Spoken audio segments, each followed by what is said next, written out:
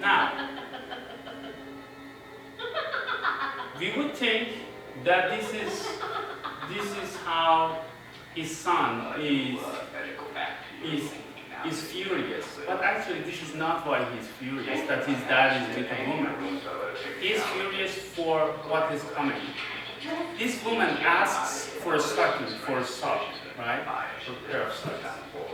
But he has been always witnessing in their house that his mom was always stitching her old stockings, right? Her old socks. That humiliated this guy, right? So that was it, right? This is how he's incorporating the two stories. Now, if you can turn on the light, please. All right. So what I'm trying to argue here, what's the argument? The argument that I'm trying to make, and I'm not going to read much of these things. Let me go back to my slides. So certainly, Farhadi's cinema is raising questions for us. Why Death of the Salesman? Why that play? And we always think of like Iranian cinema, oh, as have something like political, sneaking in, some sort of deep social problems. Where are they? Where were they? Or we think that there are like, veiled kind of innuendos about, or comments about religion and politics. Where were they? Right? It's an interesting cinema. It's doing something careful. Now, let me tell you what I think, and then you please help me thinking what's going on. So I will put it in a very short way, so we have time for discussion. We can enumerate situations from the film when an otherwise ordinary location turns into a site of immense distress, because it had previously been occupied by someone else with a particular history. Taking shower in a house that was formerly rented by a prostitute. Sitting by a woman that was harassed by another passenger in another taxi. A building that is collapsing due to neighbors' reckless construction excavation. Digging down too close to the foundation of the apartment they are living in. What causes agitation has nothing to do with these locations per se. They are rather prior memories, experiences, and assumptions that foist their negative weight on that very situation, transposing their violence on whoever occupies that space.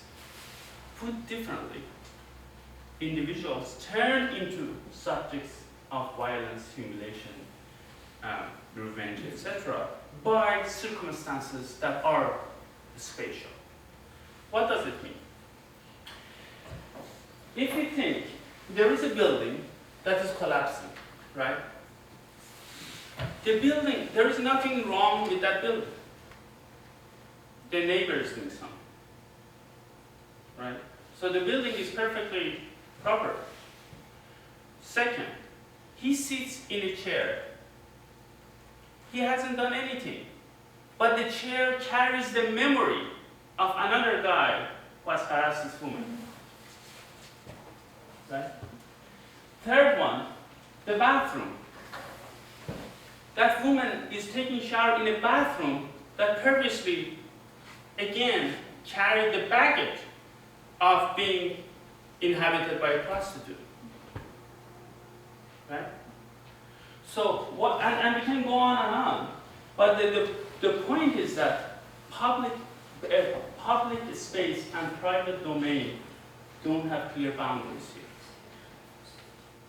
فضای عمومی معنی نداره. فضای خصوصی. What is private?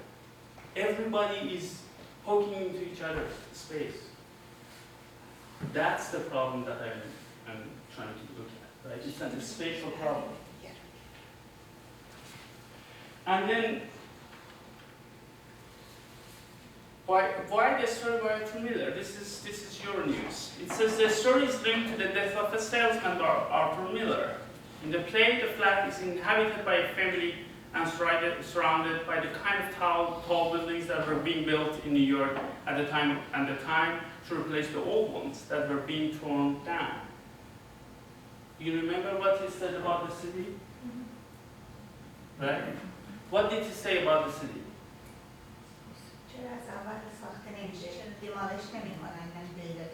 Right? And his friends said they have already rebuilt the entire thing.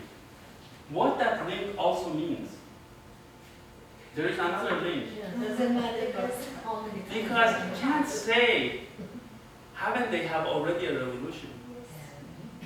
Right? They have already had a revolution in first 1906, then 1979, and this is again the thing. We built it again, and this is what we got. Right? And this is, there is a sense of insecurity and vulnerability that emanates from these places. That idea that places are insecure. And the theme of humiliation. Both the stories are about humiliating people. Right? The whole story of the salesman, Arthur Miller's salesman, that name, is about this guy, the salesman, being humiliated all the time because he has lost his job. This is the time of the Cold War era in the US, and the economy is shrinking somehow for certain families. He has lost his job. His family are trying to keep up a fiction for him, build up a fiction around him, to say that, oh, you're a successful businessman. He's not. He knows it, but he's happy that his family is keeping that dream for him. In the play, one by one, all of these facets of the mirror that they have created for him, that you are a successful businessman, is shattering. They're all falling apart. Even the last scene that I wanted to show you is actually very interesting, if you don't mind. If it's still you can tolerate one more instance here. I saw the things that I love in this world, the work and the food and the time to sit and smoke. And I looked at the pen in my hand and I said, what the hell am I creating this for? Why am I trying to become what I don't want to be? What am I doing in an office? Making a contemptuous begging fool of myself when all that I want is out there waiting for me the minute I say, I know who I am. Now why can't I say that, Willie? The door of your life is wide open! Pop, I am a diamond dozen, and so are you. I am not a diamond dozen! I am what I love and you are empowered! I am not a leader of men, Willie, and neither are you. You were never anything but a hard-working drummer who landed in the ash like all the rest of them. I am $1 an hour, Willie. I am not bringing home any prizes anymore, and you're going to stop waiting for me to Your do vows will spiteful. What? Give up! Pop! I'm So nothing. you saw them I'm too nothing, long Pop. at the Can't you background. understand that? There's no pride in it anymore. I'm just what I am, that's all. You see the theme of humiliation, right? They both realize that you're a failure. Why is he crying? Dad, will you let me go for God's sake? Will you take that phony dream and burn it before something happens? That dream, he had an unrealizable dream. So after this deep humiliation, actually, he goes out and commits suicide. Right. So both salesmen, Hardo Fulshande, at the end of the story die. Right. So this is another theme that Farhadi is very careful bringing in.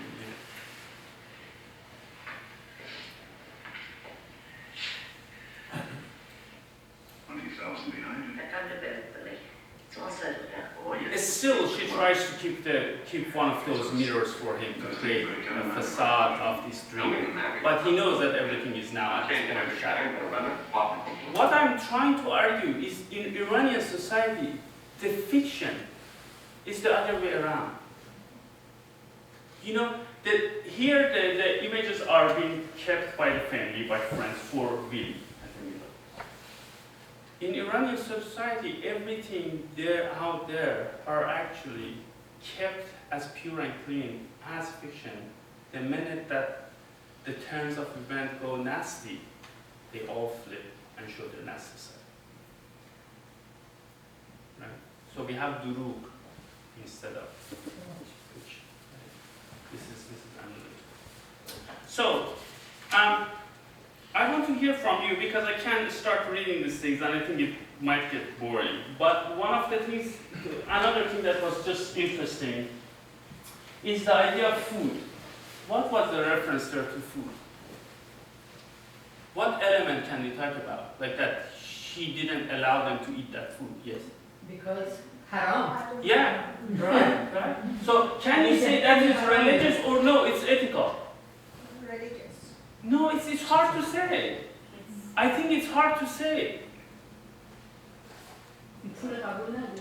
He had a problem with the purity of that money. It doesn't need to be religious. That's interesting. His honor, his human dignity wouldn't allow that to kind of use that money. No, stupidity of prejudice. Right? It's the stupidity of prejudice.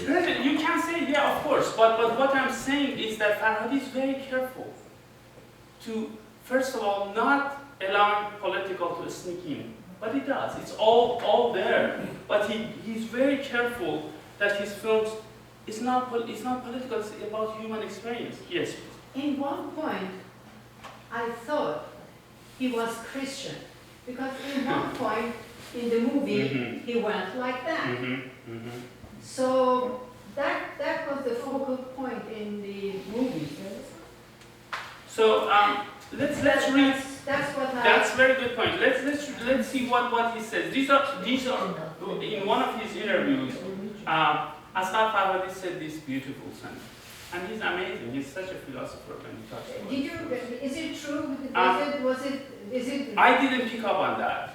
I didn't pick up. I But picked up on that, and later on, when he went through all the forgiveness, when he was with his wife, he was trying to forgive, and I saw a lot of Christianity in it. Okay, that's So interesting. I should watch it with that lens You because see, I think mostly with the, I'm a Muslim, I'm a born Muslim, but I cannot say that I'm practicing it now. But I know a lot of Islam. Islam is all about revenge, eye for an eye. well, so You see? okay. They never forgive. Let's not go that They far. say- Let me They get a little. never forgive. But Okay. this one is at the end, they forgive this man. That So they that's belong to them. excellent. That's an excellent point. Look what remind me your name. Nothing about my name. No, I wanted to. My name is Azar. Azar Khanum is saying the idea of difficulty of judgment. At the end of the day, actually, when you watch the film. No, absolutely. I'm getting to that. But let me just read very quickly to kind of wrap up. He says, Farhadi says, we draw pleasure from judging, particularly when we proceed with retributions and punishment based on that judgment. قضاوت میکنیم و تنبیه میکنیم. But he did it. He did the punishment. Right? This is the thing. He said revenge is the name for the coupling of judgment and punishment. Beautiful. I mean, I think it's amazing.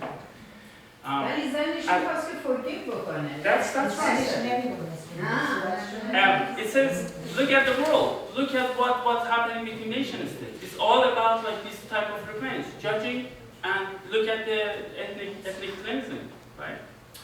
So the theme of hamdardi or sympathy is fundamental. Farhadi is doing an exquisite job in not allowing us to be able to put blame on people so readily. We say, oh, that man, who have kind of, that old man that kind of like has violated that private space. At the end of the day, we are ambivalent. Whether he be condemned, whether he deserved that kind of treatment, right? Well, what is the deal? You start sympathizing. He said, this is Farhadi. During my entire career, I have never made a film that one cannot empathize with its characters. Why we empathize, right?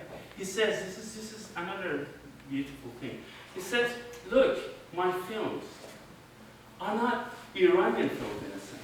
He says there is a universality of human experience. All these things are so universal. The difference is in the different of modes of expression of those things. Abroad and over. That's what he's saying. And look what he says. The man's conduct, that old man's conduct, is predicated on multiple factors. Poverty is, and this is funny, that man actually is one of the people that allows his money, allows that woman to kind of pay the rent, continue having, you know, she has a young kid and all of that, right? I still don't know how to establish a moral system. A kind of moral campus. What should be its basis and what is the yardstick?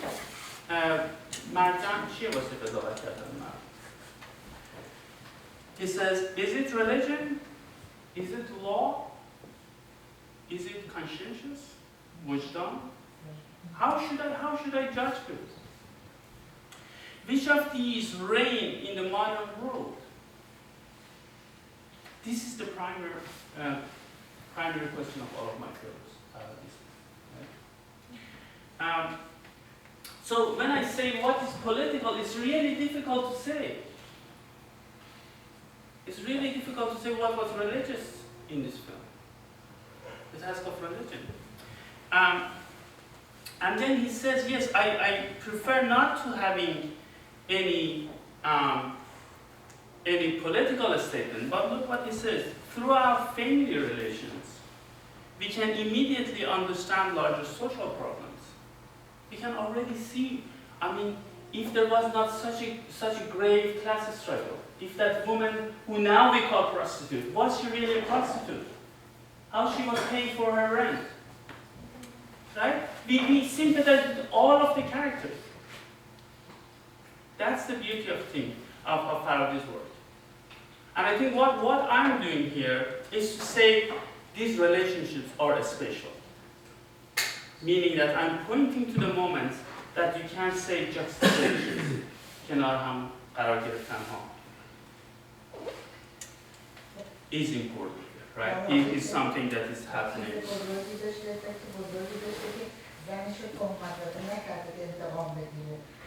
رفته از اینکه تجسس کرده و پیدا کرده که علت چی بوده بعد تازه از اونم انتقام نگرفته از کسی که hard to say he killed the man. He killed the man. Yes, you can't say he didn't revenge, but what else he wanted to do? He slapped the man into the face, a man that already had a heart stroke, and he humiliated him to the Was it intentional? I don't think it was intentional. That's the ambivalence that we can judge, right? That's the difficulty of beauty of the film. He never allows you to go like hard and fast on one side. You say always quiet, right? Now, your points. I think I should be stopping here. But one last thing, small thing, if I may. پاسبان حرم دل شدم شب همیشه تا در این پرده جز اندیشه او نگذارم.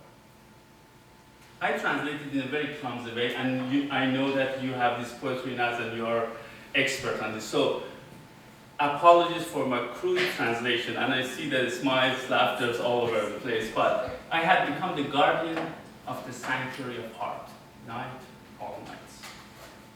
So I could deny entrance to anything but her contemplation.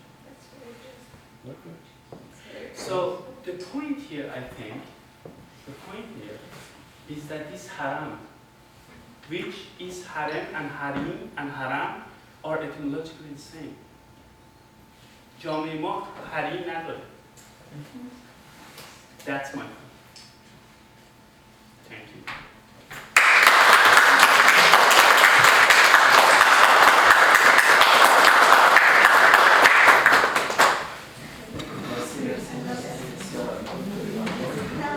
فرصتی هست برای پرسش و پاسخ. دوستان عزیز اگر کسی